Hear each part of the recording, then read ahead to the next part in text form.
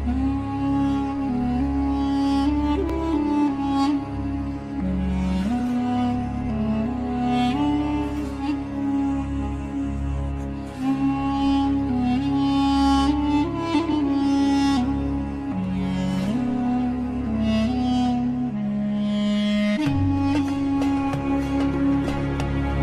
ઇતિહાસમાં અમુક પાના એવા છે જે દુઃખ, બલિદાન અને સંઘર્ષની ગાથાઓથી ભરેલા છે. આજે આપણે એવા જ એક પાના વિશે વાત કરવાના છીએ, જલિયાવાલા બાગ હત્યાકાંડ. એક એવી ઘટના જેણે દેશની આઝાદીની લડતને કાયમ માટે બદલી નાખી.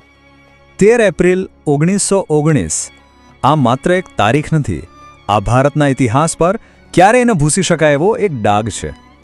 આ એ દિવસ હતો જેણે આખા રાષ્ટ્રના હૃદય પર એક ઊંડો ઘા કર્યો હતો.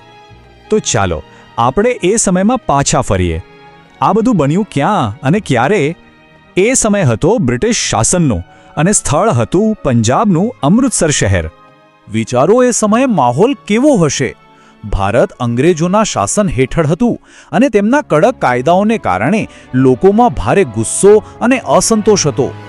દેશભરમાં આઝાદીની ચળવળ ધીમે ધીમે વેગ પકડી રહી હતી.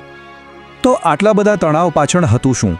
એનું મુખ્ય કારણ હતું એક દમનકારી કાયદો જેણે આખા દેશમાં વિરોધની આગ ચાંપી દીધી. અને કાયદો હતો રોલેટ એક્ટ. રોલેટ એક્ટ નામ સાંભળવામાં કદાચ સામાન્ય લાગે, પણ એનો ઈરાદો બહુ જ ખતરનાક હતો. બ્રિટિશ સરકારે આ કાયદો ભારતીયોના મૂળભૂત અધિકારોને કચડી નાખવા માટે જ બનાવ્યો હતો. હવે જરા વિચારો કે આ કાયદો કેટલો અન્યાયી હશે.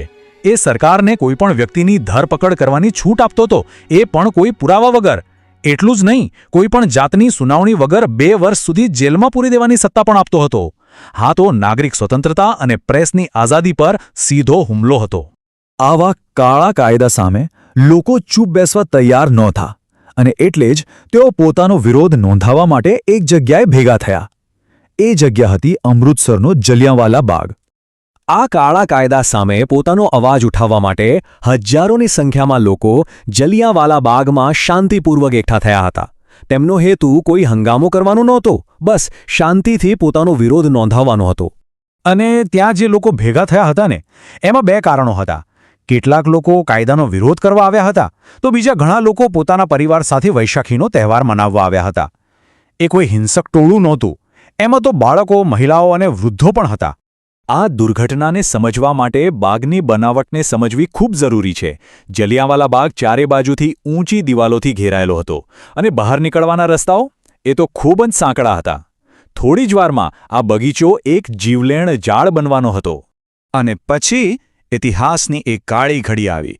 એક એવું ક્રૂર કૃત્ય જેની કોઈએ કલ્પના પણ નહોતી કરી. એક ક્ષણ જેણે ભારતનો ઇતિહાસ હંમેશા માટે બદલી નાખ્યો. બ્રિટિશ અધિકારી જનરલ રેગિનાલ્ડ ડાયર પોતાના સૈનિકો સાથે ત્યાં પહોંચ્યો અને આવતાની સાથે જેણે શું કર્યું ખબર છે? એણે બગીચામાંથી બહાર નીકળવાના બધા જ સાંકડા રસ્તાઓ બંધ કરાવી દીધા. અંદર ફસાયેલા હજારો નિશસ્ત્ર લોકો પાસે હવે બચવાનો કોઈ રસ્તો નહોતો. કોઈ ચેતવણી નહીં, કોઈ વાતચીત નહીં. જનરલ ડાયરે સીધો ગોળીબારનો હુકમ આપ્યો. લગભગ 10 મિનિટ સુધી એ નિશસ્ત્ર અને શાંતિપૂર્ણ ભીડ પર અંધાધૂંધ ગોળીઓ વરસતી રહી. ગોળીઓનો વરસાદ ત્યારે જ અટક્યો જ્યારે સૈનિકોની બધી ગોળીઓ ખતમ થઈ ગઈ. આ ભયાનક નરસંહાર પછી આખા દેશમાં શોકનો માહોલ હતો. પણ એ જ દુઃખની આગમાંથી એકતા અને સંકલ્પની એવી જ્વાળા પ્રગટી જેણે અંગ્રેજોના શાસનના પાયા હચમચાવી દીધા. આ ઘટનાના સમાચાર આગની જેમ ફેલાયા. આખા દેશને આઘાત લાગ્યો. લોકોના મનમાં જે ગુસ્સો દબાયેલો હતો તે હવે બહાર આવ્યો. બ્રિટિશ શાસન સામેનો વિરોધ હવે વધુ ઉગ્ર બન્યો. આ ઘટનાએ મહાત્મા ગાંધી જેવા નેતાઓ પર પણ ખૂબ ઊંડી અસર કરી. આ ક્રૂરતાએ એમને બતાવી દીધું કે બ્રિટિશ શાસન કેટલું નિર્દયી છે. અને આ જ ઘટનાથી પ્રેરણા લઈને તેમણે અહિંસક આંદોલનને વધુ મજબૂત અને વ્યાપક બનાવવાનો સંકલ્પ કર્યો. આટલા મોટા બલિદાનની વિરાસત આજે પણ જીવંત છે. તો ચાલો જોઈએ કે આજે આપણે જલિયાંવાલા બાગને અને એ શહીદોને કેવી રીતે યાદ કરીએ છીએ. સવાલ એ છે કે કોઈ પણ દેશ પોતાના શહીદોને કેવી રીતે યાદ રાખી શકે? શું એ માત્ર ઇતિહાસના પાનાઓમાં જ રહી જાય છે કે પછી આવનારી પેઢીઓ માટે પ્રેરણા સ્ત્રોત બને છે? આજે જલિયાનવાલા બાગ માત્ર એક બગીચો નથી, એ એક રાષ્ટ્રીય સ્મારક છે. એ આપણને સતત યાદ અપાવે છે કે આપણે આઝાદી માટે કેટલી મોટી કિંમત ચૂકવી છે. ત્યાંની દિવાલો પર આજે પણ ગોળીઓના નિશાન છે, જે એ કાળા દિવસની મૌન સાક્ષી પૂરે છે. આપણે એ શહીદોને ક્યારેય ન ભૂલવા જોઈએ, જેમણે ભારતની આઝાદી માટે પોતાના જીવનું બલિદાન આપ્યું. તેમનું બલિદાન આપણને માત્ર દેશપ્રેમ જ નહીં, પણ એકતા અને સ્વતંત્રતાનું સાચું મૂલ્ય પણ શીખવે છે. એ શહીદોની યાદ હંમેશા અમર રહેશે.